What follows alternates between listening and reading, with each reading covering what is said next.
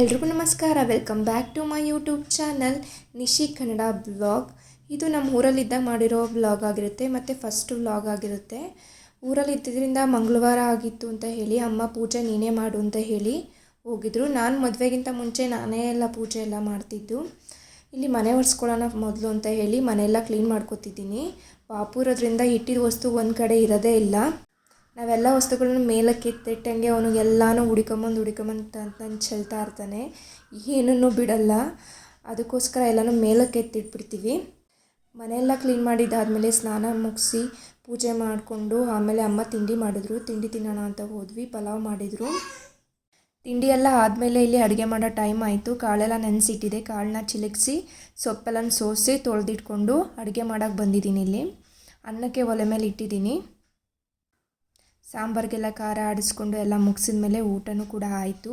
ಸ್ವಲ್ಪ ಹೊತ್ತು ಹಾಗೆ ಹೀಗೆ ಕೂತ್ಕೊಂಡು ಅಲ್ಲಿ ಇಲ್ಲಿ ಮಾತಾಡ್ಕೊಂಡು ಕಾಲ ಎಲ್ಲ ಕಳೆದಾದ್ಮೇಲೆ ನಮ್ಮ ಪಾಪುನೂ ಕೂಡ ಎದ್ದ. ಅವನು ಸ್ವಲ್ಪ ಹೊತ್ತು ಆಟ ಆಡ್ಸೋಣ ಅಂತ ಹೇಳಿ ಮನೇಲೇ ಕೂತ್ಕೊಂಡು ಆಟ ಆಡಿಸ್ತಿದ್ದೆ. ಅಜ್ಜಿ ಕೂಡ ಬಂದಿದ್ದರು, ಅವರು ಕೂಡ ಆಟ ಆಡಿಸ್ತಿದ್ರು. ಹಾಗೆ ಆಟ ಆಡ್ತಾ ಮನೆ ಪಕ್ಕದ ಹುಡುಗನೂ ಕೂಡ ಬಂದ. ಅವನು ಚೆನ್ನಾಗಿ ಆಟ ಆಡಿಸ್ತಾನೆ ನಮ್ಮ ಪಾಪುನ. ಆಮೇಲೆ ಸ್ವಲ್ಪ ಹೊತ್ತೆಲ್ಲ ಆಟ ಆಡಿಸಿದ್ಮೇಲೆ ಅಜ್ಜಿ ಕೈಲಿ ಪಾಪು ಕೊಟ್ಟು ಹೂವು ಬಿಟ್ಟಿತ್ತು ಮತ್ತು ಸಣ್ಣದಾಗಿ ಮಳೆನೂ ಕೂಡ ಹನಿತಿತ್ತು. ಅದರೊಳಗೇ ಹೂವನ್ನೆಲ್ಲ ಬಿಡಿಸ್ಕೊಂಬಂದೆ. ನನಗೆ ಹೂ ಕಟ್ಟೋದು ಅಂದರೆ ತುಂಬ ಇಷ್ಟ. ಅದಕ್ಕೋಸ್ಕರ ಒಂದು ಹೂವು ಬಿಡಲ್ಲ. ಆವಾಗಲೇ ಕುಯ್ಕೊಂಬಂದು ಎಲ್ಲನೂ ಸ್ಟೋರ್ ಮಾಡಿ ಇಟ್ಟು ಪೂಜೆ ಮಾಡಿಬಿಡ್ತೀನಿ. ಅಮ್ಮ ಸಂಜೆ ಬಜ್ಜಿ ಕೂಡ ಮಾಡಿದರು. ಬಜ್ಜಿ ಎಲ್ಲ ತಿನ್ಕೊಂಡು ಹಾಗೆ ಸುಮ್ಮನಾದು. ಇದು ನೆಕ್ಸ್ಟ್ ಡೇ ಕಂಟಿನ್ಯೂಷನ್ ಬ್ಲಾಗ್ ಆಗಿರುತ್ತೆ. ಪಾಪುದು ಎಲ್ಲ ಕೂತಿದ್ದೀವಿ ಅಂತ ಹೇಳಿ ಒಂದು ಸಣ್ಣದಾಗಿ ಫೋಟೋ ಶೂಟ್ ಮಾಡೋಣ ಅಂತ ಹೇಳಿ ಎಲ್ಲನೂ ಅರೇಂಜ್ ಮಾಡಿ ಕುಂಡಿಸ್ದು. ಅವ್ನು ಒಂದೂ ಕೂಡ ಫೋಟೋಸ್ ಕರೆಕ್ಟಾಗಿ ತೆಗೆಸ್ಕೊಳ್ಳಿಲ್ಲ. ಬರೀ ನೀರಲ್ಲಿ ಆಡೋದ್ರಲ್ಲೇ ಬ್ಯುಸಿಯಾಗೋದ. ಹಾಗೋ ಹೀಗೋ ಮಾಡಿ ಒಂದೆರಡು ಫೋಟೋಸ್ ಎಲ್ಲ ತಗೊಂಡ್ವಿ. ಅಮ್ಮ ಕೂಡ ತೋಟದ ಹತ್ರದಿಂದ ಬಂದರು. ಅಲಸಂಡೆ ಕಾಳು ಮತ್ತು ಹಣ್ಣೆ ಸೊಪ್ಪು ತಂದು ಕೊಟ್ಟರು. ನೀನು ಅಡುಗೆ ಮಾಡ್ತಾಯಿರು, ನಾನು ಬರ್ತೀನಿ, ಸ್ವಲ್ಪ ತೋಟದಲ್ಲಿ ಕೆಲಸ ಇದೆ ಅಂತ ಹೇಳಿ ಹೋದರು. ಅಡುಗೆ ಎಲ್ಲ ಮಾಡಿ ಊಟ ಎಲ್ಲ ಮುಗಿಸ್ಕೊಂಡು ಸ್ವಲ್ಪ ಹೊತ್ತು ಹಾಗೆ ರೆಸ್ಟ್ ಮಾಡ್ಕೊಂಡು ಕೂತಿದ್ದೆ. ಅಮ್ಮ ಮತ್ತು ಪಾಪು ತುಂಬ ರಚ್ಚೆ ಮಾಡ್ತಾನೆ ಯಾವಾಗ್ಲೂ. ಹೇಗಿದ್ದರೂ ಇವತ್ತು ಐನಾರು ಇರ್ತಾರೆ ದೇವಸ್ಥಾನದಲ್ಲಿ, ಹೋಗಿ ಎಳೆ ಕಟ್ಟಿಸ್ಕೊಂಬ ಅಂತ ಹೇಳಿದರು. ಅದಕ್ಕೋಸ್ಕರ ಎಳೆ ಕಟ್ಸ್ಕೊಂಬರೋಣ ಅಂತ ಹೇಳಿ ಮನೇಲೂ ಕೂಡ ಪೂಜೆ ಮುಗಿಸ್ಕೊಂಡು ದೇವಸ್ಥಾನಕ್ಕೆ ಹೊರಟ್ವಿ.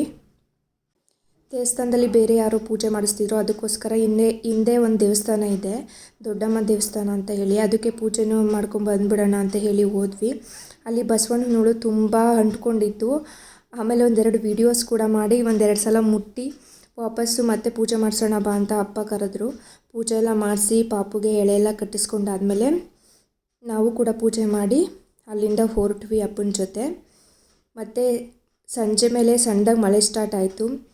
ಮಳೆ ಚೆನ್ನಾಗಿ ಹುಯ್ತಿದ್ರೆ ಏನೋ ಒಂಥರ ನೋಡೋಕ್ಕೆ ವಾತಾವರಣ ತುಂಬ ಚೆನ್ನಾಗಿ ಕಾಣುತ್ತೆ.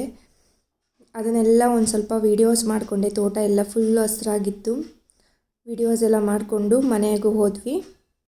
ಮನೆಗೆ ಹೋಗ್ತಿದ್ದಂಗೆ ಅಮ್ಮ ಅವನಿಗೋಸ್ಕರ ಏನಾದರೂ ಇಟ್ಟಿರ್ತಾರೆ. ಕಾಳನ್ನ ಹಾಕ್ಕೊಟ್ರು. ಕಾಳು ತಿನ್ಕೊಂಡು ಅಮ್ಮ ಆಟ ಆಡಿಸ್ತಿದ್ರು. ಅಪ್ಪ ಕೂಡ ಬಂದರು. ಅಪ್ಪನೂ ಸ್ವಲ್ಪ ಹೊತ್ತು ಆಟ ಆಡಿಸಿ ಮತ್ತು ನನ್ನ ಕೈಲೇ ಕೊಟ್ಟರು. ನಾನು ಸಿಗ್ತೀನಿ ನೆಕ್ಸ್ಟ್ ವೀಡಿಯೋದಲ್ಲಿ. ಈ ವಿಡಿಯೋನ ಇಲ್ಲಿಗೆ ಎಂಡ್ ಮಾಡ್ತಿದ್ದೀನಿ. ನಿಮಗೇನಾದರೂ ಸ್ವಲ್ಪನಾದರೂ ಇಷ್ಟ ಆದರೆ ಲೈಕ್ ಮಾಡಿ, ನಿಮ್ಮ ಫ್ರೆಂಡ್ಸು ಫ್ಯಾಮಿಲಿಗೆಲ್ಲ ಶೇರ್ ಮಾಡಿ ಅಂತ ಹೇಳ್ತೀನಿ. Thank you.